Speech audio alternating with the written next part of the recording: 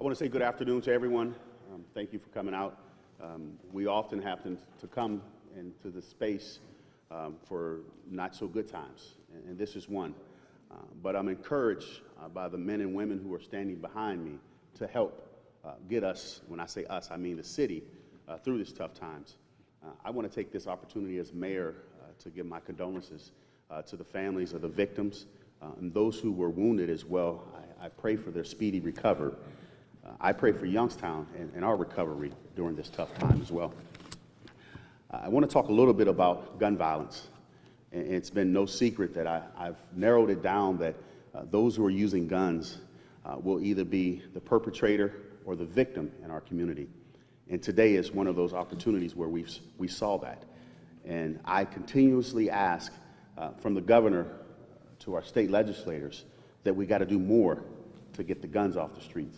The individuals who had guns probably were not legal gun carriers, and I'm asking for those legislators in Columbus to feel what we're feeling right here in the city of Youngstown.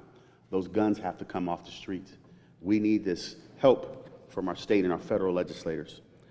We want to put pressure on them to let them know that this lack of vote has consequences when individuals can carry guns wherever they want to go.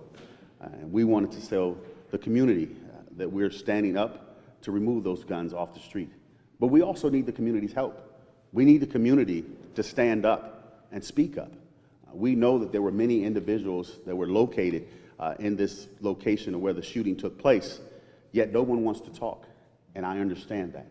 But as mayor, if we want the violence to stop, I need your help. Friends and family who are out there who know what happened, share that with my office, share that with me, because I want it to stop. You want it to stop as well. We want to be a better Youngstown, and the only way that we can do it is that you step up and you help and you speak out.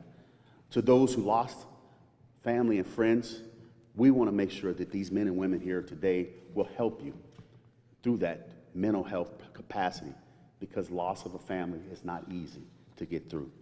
I will take this opportunity to have Chief Lees come in and say a few words as well this time. Okay, thank you, Mayor. Again, the reason we're here, just a brief overview. About 3:45 Sunday morning, we began to receive the first calls of a shooting at the Brothers of Power clubhouse on Logan Avenue. The first responding officers who were there within 1 minute were met with a very chaotic, scattered scene. First officers in the lot found a woman who was wounded on the hood of a car and went to her to provide aid. About that time, a man about 30 to 40 feet away with a gun in hand approached Diamond Ortello and fired several shots. The officers were actually present at the time and then moved to engage the individual, at which time they were met with folks that were, again, in this chaotic scene, running through the parking lot, and were not able to make an apprehension at that time. He disposed of the gun under a car and then ran from the location, pursued by one of the officers. Description was broadcast to the individual, but ultimately he was lost in the situation that, again, was very chaotic and fast-moving. However, as a result, we have identified that individual, and warrants have been issued for Robert Shelton. Robert Shelton has been identified as the individual that fired the shots. He also has a criminal history that a warrant was issued for a weapon under disability. I have a photograph here, and I'll be providing you with that. The preceding moments before that, within the club, it would appear at this time that two of the decedents who encountered each other near the bar area of the club may have engaged each other, and both died as a result of that encounter. Again, this is where we don't have a lot of detail, but in piecing together what evidence we do, it would appear that's what happened, and that's when the two bystanders were wounded as well. So,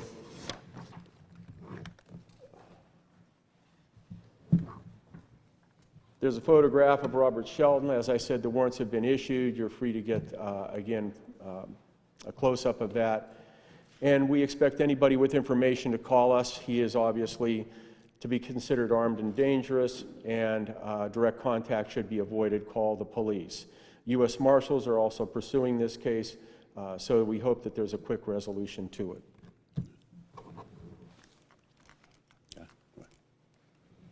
Hello, again, I'm Guy Bowman, the director of the Community Initiative to Reduce Violence, and this is a very sad day.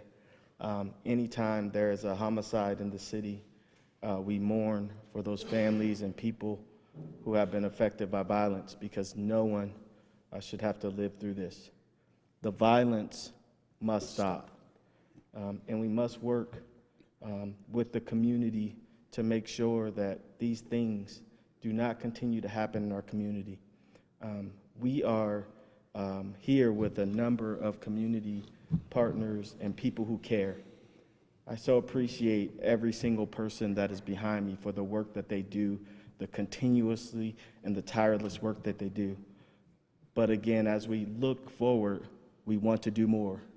And so that is, we have been working with our state legislation all the way to community groups to look at how we can expand our process so that young people do not have to live without parents. Part of the tragedy of this process was that there were so many people involved, and that we as a community live in a constant state of trauma. And that trauma causes all kinds of issues. And so what we are doing as a community is making sure that we make available the help that we have to those individuals who have experienced this tragedy. Here we have a few of our folks from the Mental Health Board, and I'm going to have one of them come and just make remarks of who you can contact if you need some type of help, or if you're going through something. We want to make sure that you have that information. Thank you. I'm Dwayne Picciarelli. I'm the director of the Mahoning County Mental Health Recovery Board. When I got a call from a guy yesterday, I knew on a Sunday it must be a tragedy for him to call, and in fact it was. But I think immediately he mobilized the community. We set up a situation where, and we'll provide the number that we'd like the help hotline, the help network number to flash below the screen for anyone to call, because we're not only concerned with the people with this situation, but all the people who've had tragedy in their lives. When they see this type of thing on the news, this could trigger them back to where they were before, and we got to really work on some of this unresolved trauma. We want to make Mahoning County a place we all want to be proud of, and dealing with trauma is one of the first steps.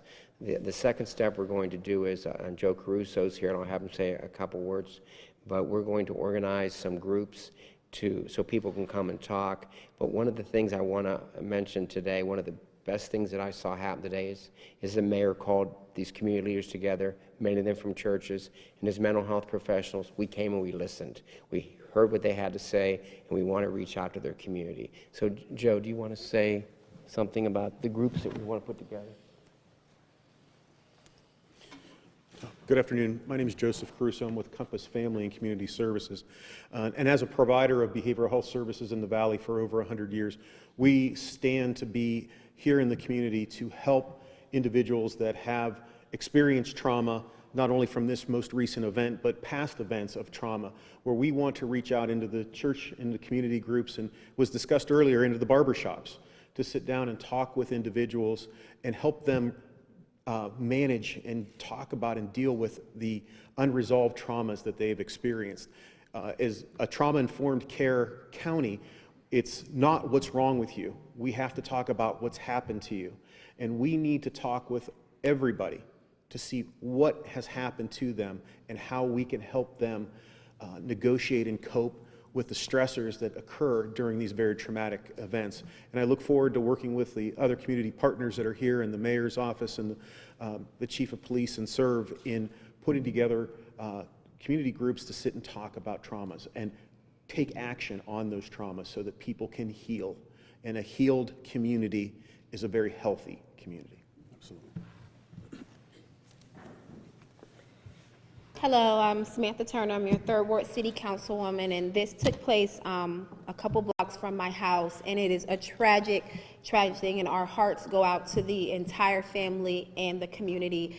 And I just want to say the mobilization that's happened around this with the city and SERV, the police department, and all of the clergymen behind us, it really shows that the community is here, and we are wrapping our arms around the families and the children and those that were just there to have a good time at the Brothers of Power Clubhouse. I have to say, though, as I said in the room earlier, we have to be kinder to each other. We have to show kindness. We have to show our fellow man some grace as we move through these tough times. It has to happen in our families, in our homes, in our schools. So as you move through the day, I know it's hard when your heart is heavy and hardened by a situation like this, but please remember to show your fellow man some grace and show him some kindness. Amen. Thank you.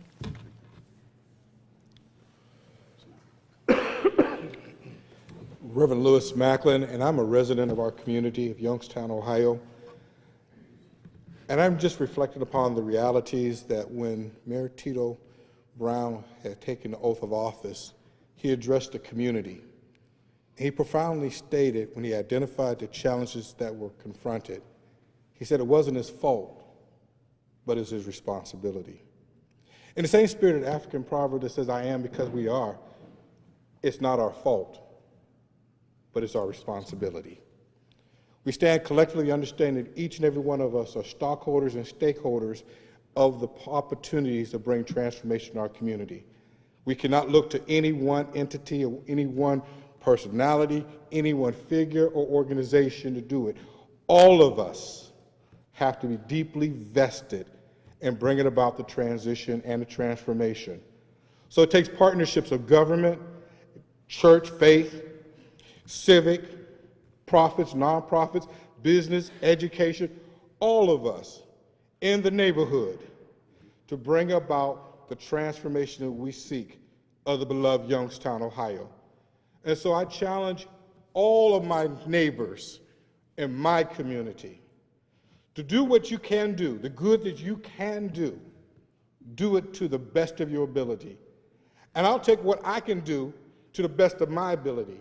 And if we all continue to add on to that mosaic quilt, we can hasten the day in which mothers and fathers will not prematurely having to say goodbye to their children.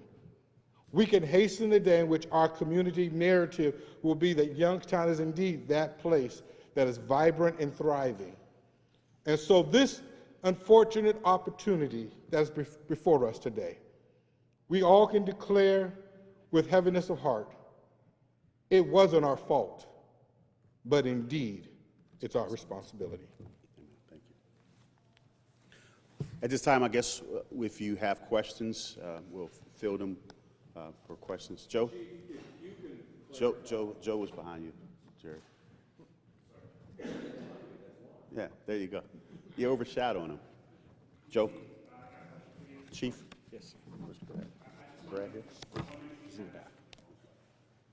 Go ahead, Joe. I wanted to speak on this, right? You said the officers arrived. They all had seen somebody shot one of the victims and then started running away. Was that Robert Shelton who shot the person? That's correct. Okay. Diamond Ortella was the victim. And you don't have a murder warrant out for Mr. Shelton? Yes, we do have a murder warrant out for Mr. Shelton. Murder and a weapon under disability. Was there I guess if your officers had to try to engage him or something, where there's so many people running around, it's just impossible to either get a shot or to just try to run after him? Just to summarize the situation, what the officer's contact was broken by people running between Shelton's flight and the officers trying to engage him.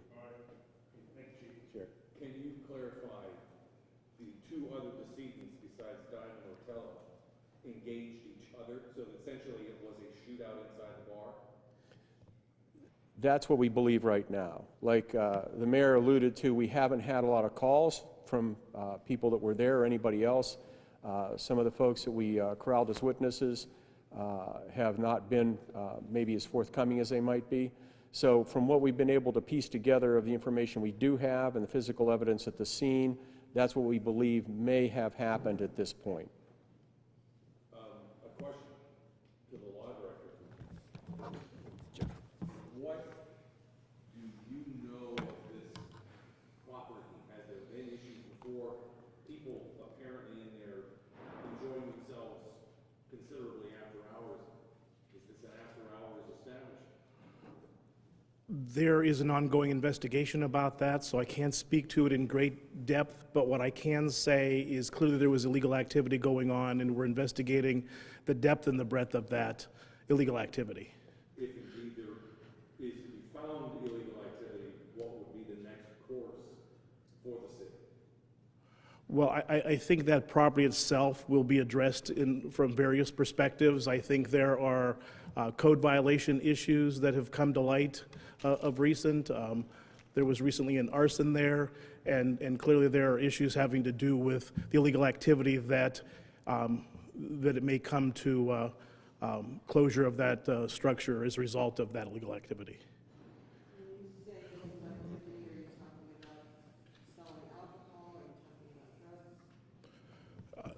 More the former, but once again, it's rather early in the investigatory process to be very specific about that. How difficult of a situation was this for these officers? Because Chief Lee says it was chaotic. You know, was there like hundreds of people there? Was there 50 people there? Do you know? Right. Obviously, there wasn't a head count taken, but there was several people there. If I had to guess, I'd say close to 100. The entire lot was full of cars. And there was shooting inside and outside? Correct. It appears that the confrontation took place inside first, and we believe gunfire was exchanged at that point. And then as the occupants were leaving the bar approximately 2 to 3 minutes later, that's when Mr. Shelton shot Mr. Ortella. So at this point, do we know how many weapons were involved and approximately how many shots were fired? No. Was there surveillance video inside? We have some video. You know, some of it's at a distance, some of it's grainy. I really don't want to go into details. That's still under investigation, so I won't go into specifics about that. Can you say if Robert Shelton then, was he an associate of the person who engaged one of the people inside the bar, or did he want to settle a story that this was a shot? You know, it appears that Mr. Shelton may have walked in originally with one of the victims, you know, from inside, but that hasn't been confirmed yet. You identified Diamond Ortella, one of the decedents, if I understood. Correct. You identified the other two? Yeah, I believe the chief is going to release that information as well, the other 2 victims that are deceased. Is Councilwoman Turner still there? She is. Samantha. Yes. Councilwoman, you, in the short time you've been with Council before, have you had problems with The club? BOP? I have not, and actually, as I stated yesterday, I took my son to a Halloween party that was there. They've had a lot of little events for children, and I've heard of their after-hour parties that pop up every once in a while, but I've never had any problems with the car club. They participate in the parades around town, so it has not come up, and it hasn't been on my radar, nor has the constituents around the place have ever complained about it.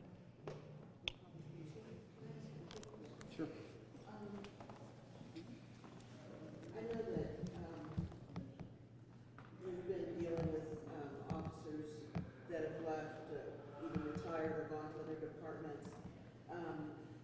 So how do you come up with a comprehensive plan for combating violence when you're just trying to keep officers, you know, filling shifts and working every day? Well, I think that goes actually to a great deal of our SERVE program, because the SERVE program is the basis, and as I see the ground force for the prevention and intervention aspects. Putting officers in the street is, again, a challenge right now, and we are doing backgrounds we're trying to hire. I hope to have more officers available for street duty by the beginning of and through the summer. So as we get back up to staffing, you know, we're again looking at all avenues of enforcement, but as we, I think, talked about at the end of the year, the success of a couple focused enforcement programs that, again, brought down a number of arrests for gun crimes, federal prosecutions, and the like. So we're going to continue to pursue those types of programs. It's just a matter of, again, staffing and planning those events. So the two things combined, I think, are important. Do you think, I know you have community policing still, but do you think that that can pick up more if you hire more people? Well, absolutely, because our community policing unit, as a result of our regular street staffing, we had to reduce it from 7 officers, 1 for each ward, down to 4, 1 for each side of town. So as we hire and we get our staffing back up, we'll return the additional 3 officers to community policing. And of course, you know, the community policing is a fluid kind of activity. They tend to fill in and flow into where we see a need. So absolutely, I think that'll help. Hey, Chief, real quick. Mr. Shelton has a disability and prior record. The other victims have prior records? What I would say is that all of these folks involved, the 3 victims and the perpetrator here for the 1 killing, they're all older individuals. They're in their late 30s, early 40s, and I would say that you all have access to the various databases and to check that. We don't want to stand here and again, identify specifics of their backgrounds, but these were life choices that they made as far as where they were at and what circumstances. Do you expect the other 2 victims to observe from looking down? The other 2 folks who were bystanders for the most part, yeah, they're, and again, I can't say what their condition exactly is, but they're certainly survivable wounds. I don't know who can address this, and I hate to sound cynical, but this is, as the mayor said, this isn't my first press conference for something like this either. Somebody said we have to be kinder to each other. How can you be kinder? How can you ask people to be kinder to each other when they can't go someplace unless they feel like they got to carry a gun? Well, let me say this, Joe. I think you can figure. No, I think I'm not sure. Yeah, I think that's where we're trying to get to the point of, instead of, you know, taking the beef to the streets, or I have to carry a gun, what could I do different? You know, I think that's just the reality that we live in this community now, and that's just not in Youngstown. That's in the state of Ohio. That's around this nation. We probably need to figure that out from top down. How do we become nicer as a people, or how do we become kinder?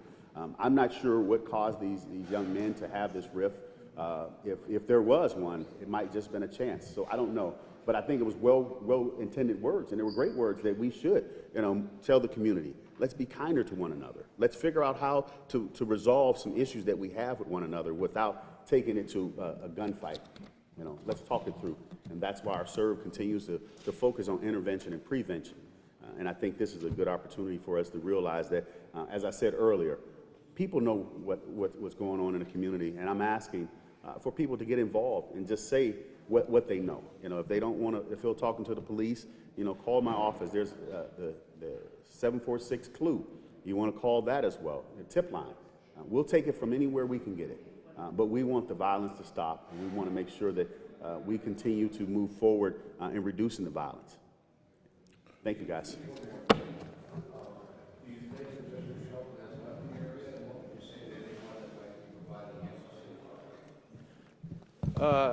We're not sure where he might be. I don't think he's probably left the area yet. What I would say to those who think they're going to provide safe harbor for him is that they will be prosecuted. There's no more of this, you know, harboring these type of criminals and thinking that you're going to walk away from it. You're part of it now. You're enabling this individual to elude capture. So they will be prosecuted. And I think we're going to step up in that area, particularly where there are the more serious crimes. I mean, we understand occasionally where you have a family member that might want to hide somebody that's wanted on some lesser offense. But this is pretty much a cold-blooded killing. If you're helping this person, I would look forward to, and I'm sure Law Director Libyan and Paul Gaines as well would say that they'd have no problem prosecuting anybody under those circumstances. And to put a finer point on it, any assistance of Mr. Shelton at this point would be complicity to aggravated murder, which carries the same level of offense and the same potential punishments as Mr. Shelton himself. So if you think about helping, know that there's a good chance that you could be charged with a felony of the first degree. Thank you. Thank you guys for coming out. Thank you. Thanks, Chief.